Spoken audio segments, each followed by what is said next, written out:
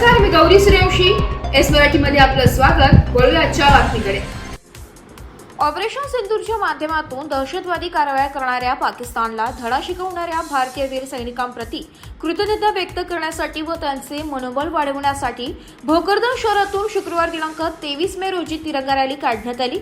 छत्रपती शिवाजी महाराज चौक ते post office दरम्यान काढण्यात आलेल्या या रॅलीत राज्याचे वस्त्रोद्योग मंत्री संजय सावकारे, माजी केंद्रीय मंत्री रावसाहेब दानवे यांच्यासह भाजपा पदाधिकारी व नागरिकांनी मोठ्या संख्येने सहभाग घेतला. या तिरंगा रॅलीत भाजपा जिल्हाध्यक्ष आमदार नारायण खुचे, आमदार संतोष दानवे, माजी जिल्हाध्यक्ष बद्रनाथ पठाडे, जालना महानगर जिल्हाध्यक्ष भास्कर दानवे, सौ आशा मुकेश पांडे यांच्यासह पदाधिकारी व कार्यकर्ते सहभागी झाले होते. काश्मीरमधील पहलगाम येथे दहशतवाद्यांनी केलेल्या अमानुष गोळीबारात 26 निरपराध भारतीय नागरिकांना जीव गमवावा लागला. या क्रूर घटनेनंतर भारत सरकारने ठाम आणि निर्णायक भूमिका घेत ऑपरेशन सिंदूर राबवले असून पाकिस्तानमधील अनेक दहशतवादी तळ उद्ध्वस्त करण्यात आले.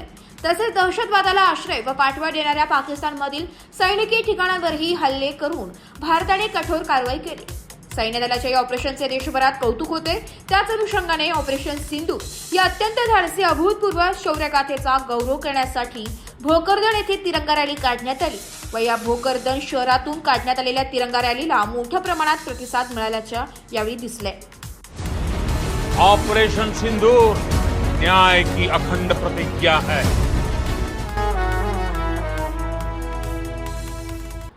एस मराठी न्यूज साठी प्रतिनिधी अमर शिंदे, भोकरदन. अशाच नवीन ताज्या घडामोडी जाणून घेण्यासाठी आमच्या एस मराठी न्यूज चॅनलला लाईक करा, शेअर करा, सबस्क्राईब करा आणि बेल आयकॉनला क्लिक करायला विसरू नका.